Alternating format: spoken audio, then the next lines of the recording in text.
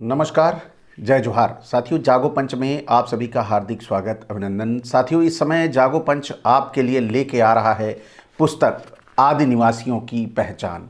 इस आदि निवासियों के पहचान में आपको बहुत ही बेहतरीन विषयों की जानकारी, देश काल की जानकारी और आदि निवासियों के साथ क्या क्या हुआ है, कैसे हुआ है और किसने किया है, ये सारी बातें आपको इस पुस्तक के माध्यम से जानने को मिल रही होंगी। कुछ लोगों को लगता होगा बहुत बुरा, क्योंकि जो समाज में हमारे सदियों पहले हो गया है, बीत गया है, वो चीज़ें अब वो सुनते हैं तो उन्हें नागवर गुजरती है। लेकिन जो सच्चाई है उससे मुंह नहीं मोड़ा जा सकता। तो साथियों, जागो पंच में आप सभी ने पिछले वीडियो में सुना कि किस प्रकार आर्यों ने जो भिक्षा मांगने की जो प्रथा थी, इसे चलाकर घर घर अपना वर्चस्व कैसे स्थापित किया, उसकी जानकारी मिली। साथियों, आज भी बहुत ही महत्वपूर्ण जानकारी आपको इस वीडियो में मिलने जा रही है। आज जो जानकारी आपको मिलने वाली है वह और भी बेहतरीन जानकारी है। आप सभी देखेंगे आज के वीडियो में कैसे आदि निवासी, मूल निवासी लोगों के गले में हांडी और पीछे झाड़ू कमर में कैसे बंध गई, ये जानकारी मिलेगी। साथियों, तो आप आज का ये जो वीडियो है ये और भी महत्वपूर्ण होने वाला है, क्योंकि ये पुस्तक जो है वो पेरियार ललई सिंह यादव ने लिखी है। और पेरियार ललई सिंह यादव ने जो ये संकलन किया है, यह बहुत ही रिसर्च के बाद किया है और बहुत सारी बातें इसमें आपको जानकारी मिलेंगी। आदि निवासियों के रहने के लिए जो प्रतिबंध लगाए गए थे, आदि निवासियों का रहन सहन कैसा था, और बहुत सी ऐसी जानकारियां मिलेंगी जो आपको पता लगेगी तो आप सोचेंगे कि वास्तव में क्या हमारे पुरखों ने, यानी हमारे पूर्वजों ने ये सब झेला है। तो साथियों, पुस्तक के उन अंशों की मैं शुरुआत करता हूं जो पेरियार ललई सिंह यादव जी ने लिखी थी। तो इसमें एक आदि निवासी हैं, वह पेरियार ललई सिंह यादव से सवाल करते हैं कि आक्रांता आर्यों ने इस भारत भूमि पर आधिपत्य कैसे बनाया और हम पर राज्य कैसे किया। पेरियार ललई सिंह जवाब देते हैं कि भारत भूमि की महान सैंधव सभ्यता को आर्यों ने जनसंहार और आगजनी से पूर्णतः नेस्तनाबूद कर दिया। उसके बाद मातृ प्रधान समाज को पुरुष समाज में बदल दिया और समाज को नई अमानवीय वर्ण व्यवस्था की सामाजिक संरचना में विभाजित कर दिया। और वर्ण व्यवस्था से आप परिचित ही हैं। इसमें समाज ब्राह्मण वर्ण, क्षत्रिय वर्ण, वैश्य वर्ण और शूद्र वर्ण के सामाजिक संरचना के चतुर्वर्ण रूप में विभाजित हो गया।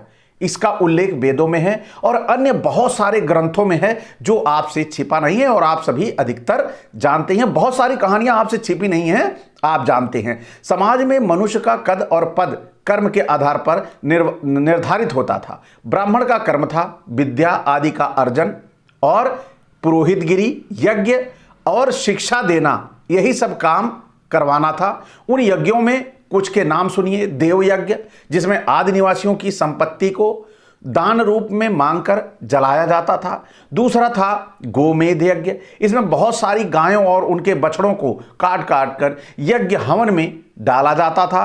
उन भुने हुए गाय मांस को आर्य खाते थे। इसी तरह अश्वमेघ यज्ञ था, इसमें घोड़ों की बलि दी जाती थी। ऐसे ही नरमेघ यज्ञ था। नर नारी, अर्थात नर मतलब पुरुष और नारी मतलब स्त्री होता है। इस नरमेघ यज्ञ में यहाँ के आदि निवासियों को होम हेतु काट काट कर डाला जाता था। साथियों, बड़ी ही मतलब एक बार सोच के शरीर में सिहरन दौड़ जाती थी, क्या वास्तव में ऐसा होता था। साथियों, ये तो पेरियार जी ने लिखा है, लेकिन ये हमें सोचने का विषय था, क्या वास्तव में वो इतने क्रूर थे, ये सोचने की बात है। इसी तरह बलि वैश्य यज्ञ था, जिसमें तमाम कक्ष, मक्ष, पशु पक्षी आदि को भूना जाता था और इस कार्य को आर्य अंतिम रूप और आहुति कहते थे। क्षत्रिय वर्ण का कार्य था भूमि अधिग्रहण अभियान का विस्तार और वर्ण व्यवस्था को समाज में स्थापित करना। जो आदि निवासी समता की सामाजिक व्यवस्था की बात करते थे, उनसे ये युद्ध कर उनका संहार अर्थात हत्या करते थे। किंतु उनकी छली स्वरूप को देखिए कि यदि आदि निवासी संख्या में अधिक होते थे तो ये लोग पीछे हट जाते, छिप जाते और भाग जाते थे। साथियों, बहुत सारी बातें इसमें जो हैं वो सोचने लायक है। क्या वास्तव में ऐसा था, तो जागो पंच इसकी पुष्टि नहीं करता, लेकिन जो पुस्तक के अंश हैं जागो पंच उसे आपको सुना रहा है कि आप भी इसके विषय में खोज करिए और जानकारी करिए, क्या वास्तव में ये सही था। तो वहीं द्रविड़ आदिवासी संख्या में कम होते थे तो वे छलपूर्वक वहां पहुंचते और घात लगाकर हमला कर देते, लड़ाई शुरू कर देते। वैश्य वर्ण व्यापार का कर्म करते थे और ब्राह्मणों को जीविकोपार्जन हेतु अर्थ और धन देते थे। इसके साथ ही एक खतरनाक कार्य यह भी था कि यह वर्ण अनेक वस्तुओं में आदि निवासियों को गुप्त जहर अर्थात विष देता और उसकी संपत्ति को हड़प लेना आदि कार्य भी करता था। चौथा वर्ण शूद्र था जो आर्यों की सदा सेवा करता था। और ये सारी चीजें आज आप वास्तविक रूप में भारत में होते हुए देख भी सकते हैं। इसका आप मतलब जो अगर रिलेट करें तो बिहार का चुनाव देख लीजिए, कैसे जबरन उन्होंने कब्जा किया, और बंगाल में भी देख लिए किस प्रकार उन्होंने क्रूरता से चुनाव पूरी तरह से हैक करके बंगाल चुनाव जीत लिया। फिर आदि निवासी पूछते हैं आर्य ऐसा करते क्यों थे, यानी कि आर्य ये सब जो करते थे, जैसे उनको परेशान करना, उनको उनकी चीज गाय बैल ये सब छीन लेना, ये सब चोरी कर लेना, जबरन उनके साथ अमानवीय व्यवहार करना, ये सब करते क्यों थे। तो पेरियार ललई सिंह जवाब देते हैं कि आदि निवासियों को गुलाम बनाने के लिए आर्य ऐसा करते थे। समय के साथ कुछ दास बनाए गए। आदि निवासी द्रविड़ों को आर्यों ने अपने में मिलाते हुए अपने पास रखा, जिससे उनका मनोबल और संख्या बढ़ गई। इस वर्ण को उन दोनों ने शूद्र वर्ण का दर्जा दिया। ये हारे हुए आदिवंशी द्रविड़ थे। आप ये भी देख लीजिए, ऐसा नहीं किया कि उन्होंने छोड़ दिया हो अपनी संख्या बढ़ाने के लिए, अपना वर्चस्व बनाने के लिए। आज भी वो ओबीसी एससी को इसी तरह का तमगा देते हैं। आप देख लीजिए, बहुत सारे हमारे जो भाजपा में मंत्री हैं दिखाई देते हैं, जबकि ये जग जाहिर है कि भाजपा ओबीसी एससी विरोधी है, लेकिन आज भी उन सभी उस पार्टी में भाजपा में मोस्टली आपको देखते हैं कि उन्होंने अपना पट्टा पहना के उनका इस्तेमाल करना जारी रखा है। तो इसी तरह आर्यों ने द्रविड़ों को अपमानित करने के लिए उनके नाम आदि विभत्स अपमानित करने वाले रखने शुरू कर दिए, जैसे दैत्य, दानव, निशाचर, भालू, बंदर, कपि, राक्षस आदि। राक्षस का अर्थ होता था जो आक्रांत आर्यों से स्त्री, पशु, जल, जंगल और जमीन की रक्षा करे, उसे राक्षस कहा जाता था, लेकिन इन्होंने उसे क्रूरता का प्रतीक बना दिया। इन गुलामों पर आर्य मनमाने कानून लागू करने लगे। मनु द्वारा लिखी गई मनुस्मृति भी इन्हीं कानूनों का वर्णन है। इन्हीं कानूनों के माध्यम से आर्यों ने तमाम आदि निवासियों और उनकी भूमि को हड़पते हुए गुलाम बना लिया। तो इस तरह यहां पर जितने आदि निवासी थे वो बेचारे शहनय गुलाम होते चले गए, क्योंकि सब कुछ जिसका हड़प लिया जाए वो बेचारा क्या करेगा, क्योंकि इनका हड़पने का तरीका जबरन नहीं था, दान, चंदा, भगवान के नाम पर इस तरह चीजें करके ले लिया और बड़े प्यार से इस तरह सब दे देते हैं, इसमें कोई विरोध नहीं करता। तो साथियों, इसमें वीडियो को मैंने स्टार्टिंग में कहा था कि आर्यों ने मूल निवासियों को गुलाम बनाने के बाद उनके गले में हड्डियां डाली और कमर के पीछे झाड़ू बांधी। ये सवाल अभी तक आया नहीं, आप भी सोच रहे हैं, लेकिन अब ये आ गया है। तो आदि निवासी पूछते हैं कि आर्यों ने यहाँ के मूल निवासियों को गुलाम बनाने के बाद उनके गले में हड्डियां और कमर के पीछे झाड़ू बांधकर रास्ते पर चलने की प्रथा क्यों शुरू की। क्योंकि ये सवाल हमारे मन में भी आता है, मेरे मन में भी आता है कि आखिर ऐसा करते क्यों थे। लेकिन पेरियार ललई सिंह यादव जवाब देते हैं, हाँ, आदि निवासियों को ऐसा करना होता था, किंतु जहां आर्यों का राज था उसी भूगोल में यह क्रूर प्रथा प्रचलित थी। इस देश के 85% से अधिक भूभाग पर यहाँ के आदि निवासी ही राजा थे।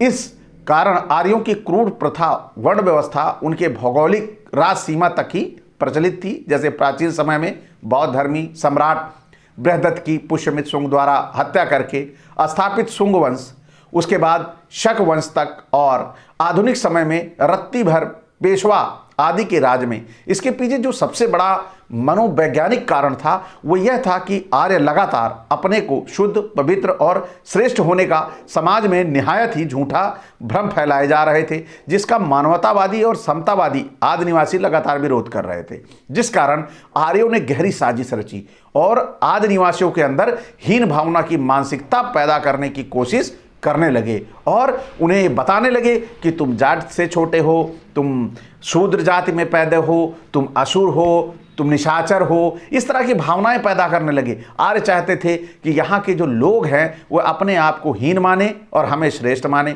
इसी हीन बोध को पैदा करने के लिए आर्यों ने आदिवासियों के लिए यह अमानवीय प्रथा शुरू की और इसमें वो सफल भी रहे। आज आपके सामने है, पूरा समाज आईना है, आप देख सकते हैं। इस प्रथा में आदि निवासियों को गले में हड़िया और कमर के पीछे झाड़ू बांधकर रास्ते पर चलना होता था। रास्ते पर चलते हुए आदि निवासियों को उस हड़िया में ही थूकना होता था। बेचारे रास्ते पर थूक नहीं सकते थे, वे रास्ते या उसके अगल बगल कहीं भी नहीं थूक सकते थे क्योंकि यह अशुद्ध हो जाता था। आर्य लोग वहां पर चलते थे तो वो अशुद्ध होते थे। तो आर्य यहाँ के आदि निवासियों को अशुद्ध, अपवित्र और अछूत मानते थे। आर्यों का मानना था कि आदि निवासी जिस रास्ते से जाते हैं वह रास्ता अछूत और अपवित्र हो जाएगा, इसलिए आदि निवासी कमर में झाड़ू बांधकर रास्ते पे चलें, जिससे उनके चलने के बाद रास्ता साफ होता रहे, यानी जो उनके पैर हैं उनके पैर के निशान साफ हो जाएं, उस पर मिट्टी पड़ जाए कि जिससे वहां गंदा ना हो, मतलब अछूत ना हो धरती पे। वहां उसी पैर के निशान पे अगर आर्यों का पैर पड़ गया तो वो अछूत हो जाएंगे, ऐसा उनका मानना था। तो आर्यों द्वारा शुरू की गई यह प्रथा मुख्यतः आदि निवासियों में हीनता बोध की मनोग्रंथि पैदा करने के लिए शुरू की गई थी। इस अमानवीय और अत्याचार परक व्यवहार के कारण यहाँ के आदि निवासियों ने स्वयं द्वारा बनाए गए रास्तों पर चलना छोड़ दिया, क्योंकि उस पर आर्य चलने लगते थे। आदि निवासी नए रास्ते से चलते या जंगल झाड़ी होते हुए चलते। इस अमानवीय कुप्रथा का मनोवैज्ञानिक प्रभाव आज तक हमें देखने को मिलता है। आज भी बहुत सी ऐसी जातियां हैं जो सीधे रास्ते पे ना चलकर खेत खलिहान जंगल झाड़ी होते हुए चलती हैं। ये आज तो संविधान का युग है, अब नहीं चलती हैं, लेकिन पहले ऐसा होता था। लेकिन यदा कदा अखबारों में आज भी सुनने को मिल जाता है कि फला गांव में एक ऐसा परिवार, सामंती परिवार है, जहां पर चप्पल हाथ में लेकर चलना पड़ता है। तो आज भी इसी देश में ऐसी बहुत सी सड़कें हैं जिस पर आदिवासियों को चलने नहीं दिया जा रहा। ये आप जानते हैं, ये पुस्तक में लिख भी दिया गया है। यदि वे उस पर चलने की कोशिश करते हैं तो उनको मारा पीटा जाता है और उनकी हत्या कर दी जाती है। ऐसी बहुत सारी खबरें अखबारों में आप सुनते हैं और जानते हैं। तो साथियों, जागो पंच लगातार आपको जो हमारे मूल निवासी आदि निवासियों के महापुरुष हैं उनकी पुस्तकों को लाके पढ़कर सुनाता है कि आप उन पुस्तकों को यदि खरीद नहीं सकते हैं तो आप तक पहुंचाने का काम करता है। और साथ ही साथ ये भी काम करता है कि यदि इन पुस्तकों में कुछ ऐसा गलत लिखा हुआ है तो आप उसे प्रमाणित करें, जिससे अगर हमारे समाज में कोई गलत पुस्तक भी आ गई है तो उस पर रोक लगाई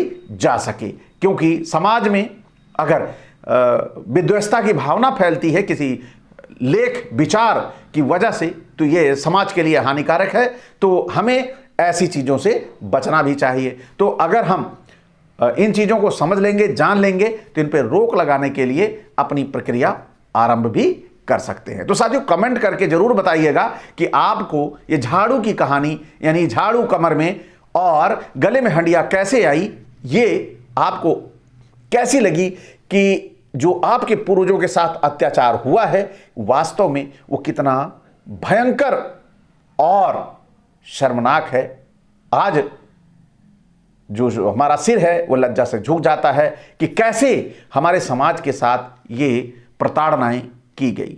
तो साथियों, ये ज़्यादा से ज़्यादा अपने समाज में लोगों तक पहुंचाएं कि कमर की झाड़ू गले की हड़िया क्या थी।